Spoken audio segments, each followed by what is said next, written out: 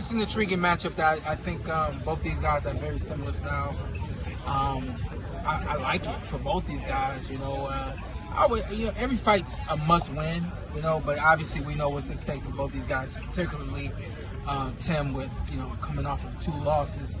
Call me crazy, but I think this is a 50-50 fight. I think that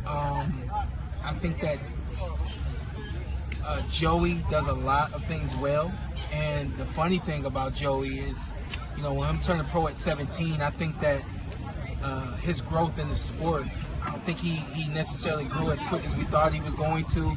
I think that some of those fights didn't go exactly how we thought they would go, and then he ends up in the ring with Ramos and he loses that one, of course. But I think he's going to be better because of that loss, but also the fact that he's had some time to grow off of TV. A lot of what he did was on TV, and I think that was really especially hard for him. So I think we're going to get a really good version of Joey on Fight Night that we've never seen before.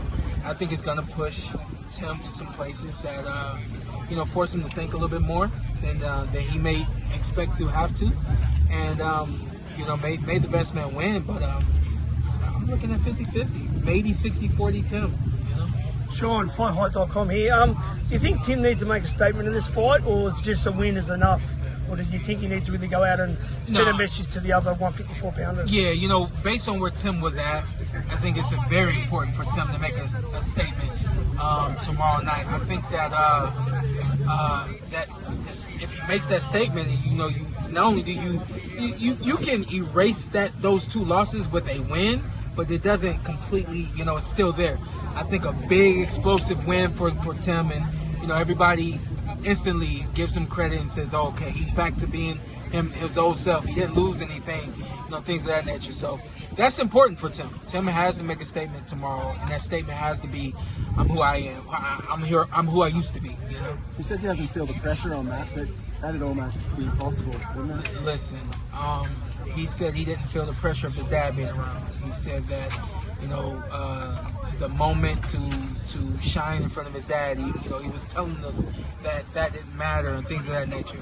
It always matters. You come back to Zoo Castle, he knows the record here, and he knows how his last 2 fights went. There's enough for him to think about, and even if he thinks about it and he digests it, that's the important part. But it's always going to be a level of pressure.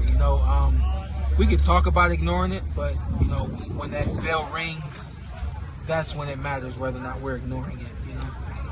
Is Tim Tszyu's career at stake in this fight? Oh yeah, absolutely. Let's be honest. Another loss, he doesn't get out of Australia anymore. So he can't afford to lose anymore, especially not in Australia. He's got to go up against the best, and he has to do that probably overseas in order to get back to where he was trying to get to. Were you surprised at how he approached that background fight, and any head noises going into this fight? I don't mean to laugh, but it was the first round, and I saw Martindale threw maybe 5 jabs in the first round, and he turned while he was throwing those jabs, and I hadn't seen that from him before. So I was like, oh shit. And then Tim stayed there, and like 20 seconds later, I said, this is not going to be good. And I knew less than a minute into that first round how the fight was going to go. So I think that if Tim had an opportunity to, he'd do it all over again. I was surprised at how he came out. I don't know what I think he thought that he was going to just outbang Martindale. I didn't realize how strong he was, but obviously not what he should have done. And like I said, I think if he had a chance to do it all over again, he would, and we would not see that same fight. I don't know if the fight would have gone the way, ultimately who would have won that fight, but certainly we wouldn't have seen him be flat-footed right in front of Martindale. What sort of damage could that do for Tim? On his punch resistance, that sort of thing. Yeah, I said this earlier. What did that fight go? 4 rounds? Even 3 rounds. It's best that didn't happen for 12 rounds consecutively, So to me, the damage was limited, was minimal. Was better that happened in 3 rounds. And I'm inclined to believe that Tim will be healthy. It didn't look like, you know, it was punishment that would you know, leave debris. Looked like it was just a bad night. You know, so I hate to laugh about it, but yeah, it just looked like it was a bad night. Didn't look like it was something that was gonna, you know, have an everlasting effect on it. Shawn, if Different though from a mental standpoint. I'm talking physically. Didn't look like physically it was something that'll, you know, stay with him, but mentally is a whole other thing, and emotionally. if Tim is successful, who would you like to see him fight? Would you like to see rematch Fundora or Virgil Ortiz? Would be a exciting matchup. I mean, who would you? I don't know.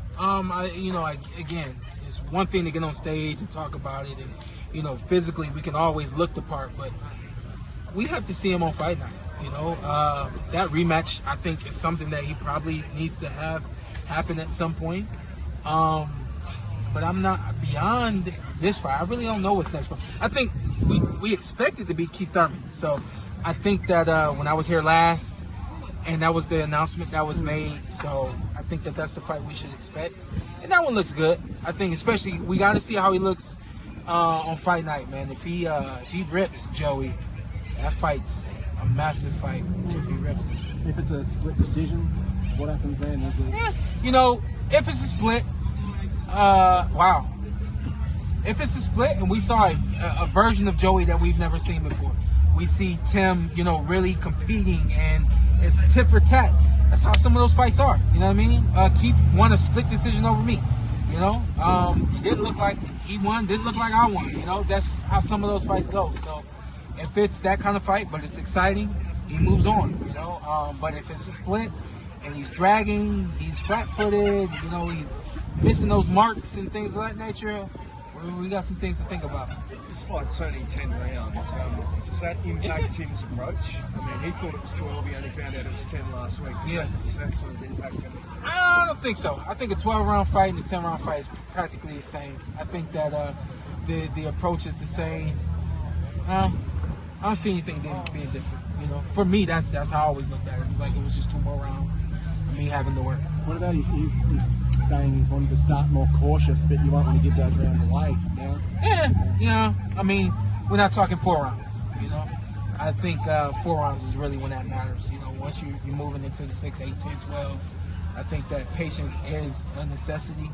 And I think for Tim, probably what he's saying is when he says start cautiously, he's probably saying he wants to box more. He wants to think more. He wants to use his feet more and see what's in front of him opposed to just go out there and throw and see what happens, you know. So hopefully that's game plan. I think the version of Tim versus Mendoza was the version I hoped that I see with the jabs, the feinting, taking his time, and then breaking him down. Yeah, and those are the things he was saying before Mendoza. So maybe that's more of the Tim we should be expecting to see him fight. Showtime.